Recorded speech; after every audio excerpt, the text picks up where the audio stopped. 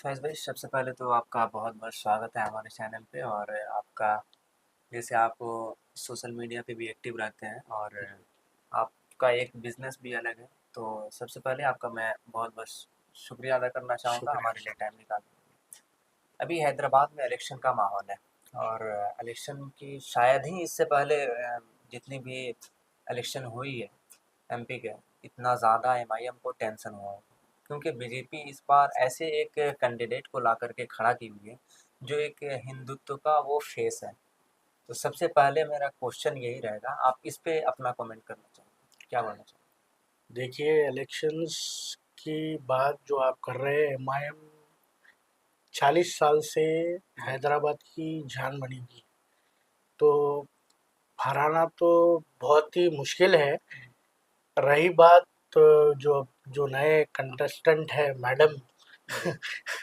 तो उनको तो काफ़ी लोग जानते भी नहीं थे। माधवी लता। माधवी लता को जानते भी नहीं थे। कुछ महीने, डेढ़ महीने से पब्लिक क्या है उनको, उनकी फेस जी। उनको देख के पहचान रही है अभी। तो ऐसा तो कुछ भी नहीं है कि इलेक्शन टफ रहेगा या कुछ नुकसानात होंगे। नहीं, इस बार जैसे वो बोल रही है 1.5 लाख वोटों से इस बार एमआईएम को हम हरा सकते हैं, तो इस बात में कितनी हकीकत है? और इसीलिए हम एक अभी ग्राउंड सर्वे कर रहे 1.5 लाख वोट, ये बात उन्होंने आपकी अदालत में कही थी हैं। जी। कि मैं असदुद्दीन अवैसी को जो है 1.5 लाख वोट से हराऊंगी। जी। मुमकिन ही नहीं, नामुमकिन है ये चीज़। 1.5 लाख वोट उनको ही आ गए तो बहुत बड़ी बात है। अच्छा। वो जो मैडम है, अगर उनको 1.5 लाख भी नहीं आएंगे वोट, 50,000 से ज़्यादा वोट नहीं आएंगे उनको। हार्डली 50,000 वोट्स आएंगे उनको। बस। बस। तो एमआईएम। पब्लिक जानती ही नहीं है, उन्होंने काम ही कुछ नहीं करे। अब प्रचार करने अब निकले उन्होंने बाहर, निकल के गली कूचों में जाकर, जो पुराने गलियां हैं, कूचे हैं, वो गली, पुराने गली कूचों में जाकर अब जाके उन्होंने स्टैंड लेके बता रहे हैं कि देखिए ये है ओल्ड सिटी की हालत। तो इससे पहले कहाँ थे उन्होंने? वो तो बोल तो रही है, जैसे वो 20 सालों से मैं सोशल वर्कर हूँ और मेरी एक अलग ही पहचान ऐसे कई सारे सोशल वर्कर्स है हैदराबाद में। है। ये तो 20 साल बता रही है, 100 साल से काम कर लेते आ रहे हैं। अच्छा। तो सोशल वर्कर का मतलब ये नहीं है ना कि उन्होंने आके सीधा ठहर के मैं एमपी की सीट लड़ूंगी बोले तो वोट्स कटने के लिए। आखिर ये ठीक है, तो आखिर इस जैसे माधवी लता को बोल रहे हैं हैदराबाद में कोई पहचान नहीं है। जी, ठीक, वो सोशल वर्कर हो, वो की है नहीं की है वो अलग की बात वो अलग है, बात है। लेकिन बीजेपी जी, माधवी लता जैसे एक कैंडिडेट कैसे खड़ा कर सकती है? अब कैंडिडेट तो कोई भी खड़ा कर सकती है, बीजेपी है वो, जी। सरकार है, बीजेपी सरकार, वो क्या है, किसी को भी खड़ा सकती है। कैंडिडेट खड़ना बड़ी बात नहीं है, ये देखना जरूरी है कि आप किसके सामने ठहरे हो। हम्म। समझ रहे हैं आप? सामने जो पार्टी खड़ी हुई है 40 साल से जद्दोजहद करके हैदराबाद से और दूसरे मुल्कों, दूसरे स्टेट्स में भी जाकर जो है, जो काम कर रही है मजलिस, हम्म। ये काम बहुत अलग है। ये मजलिस का जो काम है वो काम बहुत डिफरेंट काम है।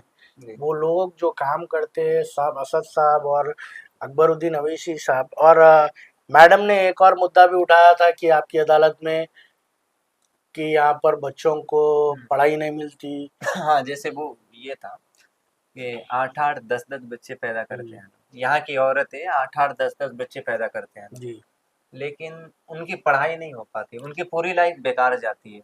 1-2 बच्चे के खाने कमाने में रह जाते हैं लोग, जो बचते हैं लोग पूरे को मदरसे में डाल देते हैं। मैडम के खुद के बच्चे, आपकी अदालत में मैडम ने कहा था कि मेरे बच्चे रोते हुए स्कूल जाते हुए, हम्म। तो मैंने उनकी पढ़ाई, मैं अपने घर में ही पढ़ाई हूँ उन्हें। हम्म। उन्होंने ही उनके लड़कों को, लड़की को, जो भी है, उन्होंने उनके घर में पढ़ाई करते। जी। उन्होंने पहले उनके बच्चों को स्कूल नहीं भेजे अभी तक, तो उन्होंने दूसरों के बच्चों की परवाह क्या करेंगे बताओ आप मेरे को। उनके बच्चों को मैडम ने कहा था कि आपकी अदालत में, मैं, मेरे बच्चे रोते हुए अच्छे नहीं दिखते तो स्कूल को नहीं भेजती हूँ, मैं हम्म। घर में पढ़ाती हूँ। ठीक है, तो उनके पास पैसा है, हर एक चीज़ है, तो टीचर को बुला आप करके पढ़ा सकते हैं। हैदराबाद में जो अवेशी ट्रस्ट है, हम्म।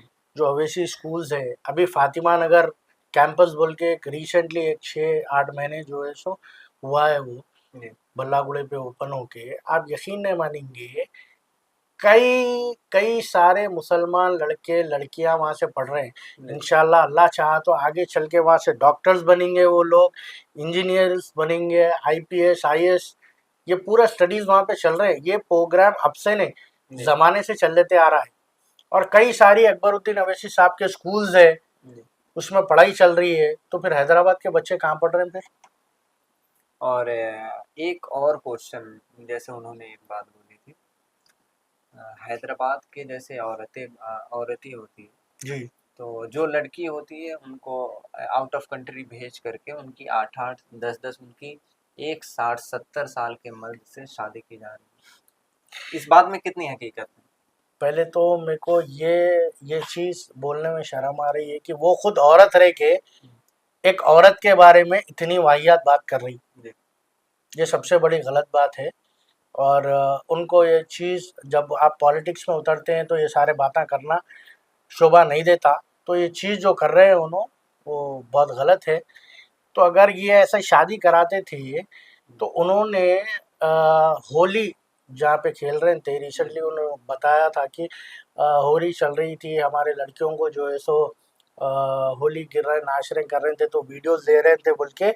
उनकी कॉन्स्टिट्यूंसी नहीं है तो भी उन्होंने यहाँ से कहीं दूसरी जगह जाके डिबेट करे, लड़े, बात करे वहाँ पे। जी तो जब ओल्ड सिटी में ये सब कामा हो रहे थे तो कहाँ है फिर उन्होंने?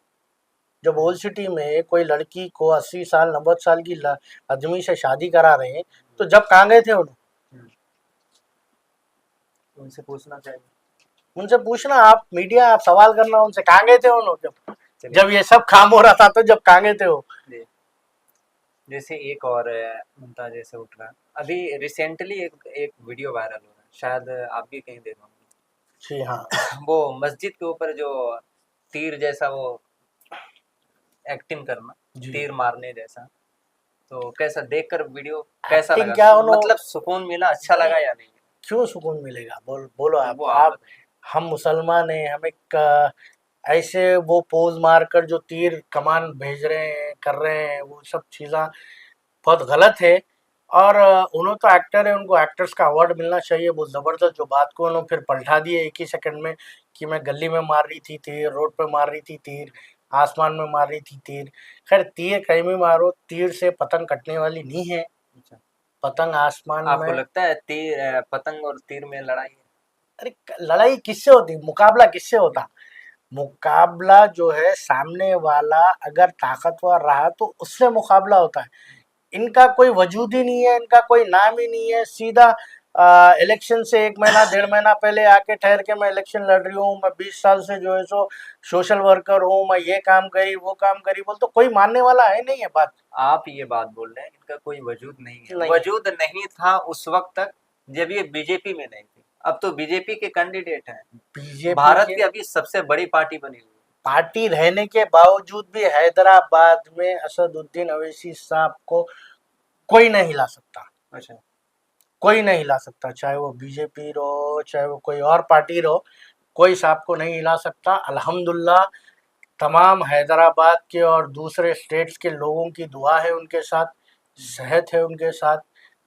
तो हार्डली कोई सोच भी नहीं सकता ये सब चीज़ें कि उनको हरा सके। एक और क्वेश्चन करना चाहूंगा, जैसे टी राजा सिंह, बहुत फेमस आदमी, बहुत फेमस है। फेमस आदमी, हाँ। कैसा हुआ फेमस हो? वो हाँ, मतलब वो हिंदुत्व का एक चेहरा माना जाता है। फेमस नहीं है भाई, वो फेमस नहीं है, फेमस बना दिए उसको। हम्म, समझ गए आप? तो जैसे आप अपने नेता असदुद्दीन अवैसी को फेमस बना दिए, वैसे वो भी बना उन्हों देंगे। है, उन्हों काम करते ना, उन्हों काम करते। इन्हें क्या काम कर रहा? अच्छा। ये भड़काऊ भाषण दे के आगे बढ़े हैं ये लोग। अच्छा, तो साफ काम करते आपके हैं। नेता अकबरुद्दीन अवैसी साहब भी तो वैसे भाषण देते हैं। देखिए, सामने से कुछ बात आएगा तो उसका रिप्लाई तो बनना जरूरी है ना। अच्छा। एक्शन का रिएक्शन तो मिलेगा ही ना। अच्छा। पॉलिटिक्स सही है, एक्शन का रिएक्शन देना जरूरी है। हम्म, नहीं अगर मिलेगा तो फिर कमजोर समझेंगे हमको। हम्म, पहले ही मुसलमान की हालत दिन पे दिन कैसी होती जा रही है पूरे हिंदुस्तान में, ये आपको भी पता है और आप सबको भी पता है। जी। तो राजा सिंह को, मैं जिस पॉइंट पे था उस पॉइंट पे आ रहा हूँ। जी राजा सिंह को मुसलमानों का वोट नहीं चाहिए, हम्म, जैसे वो खुलेआम बोलते हैं। जी राजा सिंह मुसलमानों का सपोर्टर नहीं है जी और मुसलमानों के लिए वो कुछ नहीं करने वाले हैं, उनको जी मुसलमान वोट चाहिए भी नहीं।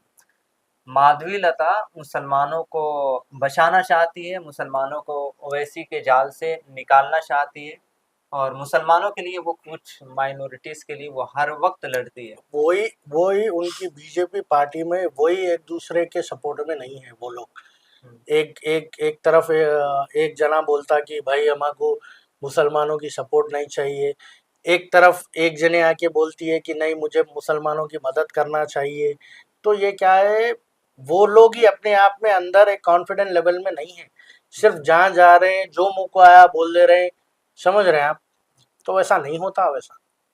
अच्छा, एक लास्ट क्वेश्चन कर जी, रहा हूँ आपसे। 15 लाख आपके अकाउंट में आया या कहाँ से आया? नहीं? अरे आपके किसी के, ये जितने चैनल पे देख रहे हैं, अगर किसी को 15 लाख अकाउंट में आ गए तो कमेंट में जरा बता दीजिए भाई, किसी को 15 लाख अकाउंट में नहीं आए। तो मोदी जी बोले तो इस बार यहाँ पे ला करके एक बार मौका देना चाहिए मेरे ख्याल से। दिए ना, कितने मौके देंगे?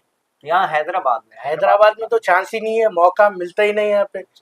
हैदराबाद में तो चांस ही नहीं है। हमें 40 साल से पतंग आसमान में उड़ रही, इंशाल्लाह ताला आप भी देखेंगे, खाली उड़ते ही रहेंगी पतंग। अच्छा पतंग को काटने वाले कोई पैदा नहीं हुए हैदराबाद में। जी। चलिए नाजरीन, तो ये थे हमारे फैज़ साहब, और आप देखते रहिए हमारे चैनल को और ज़्यादा से ज़्यादा शेयर कीजिए।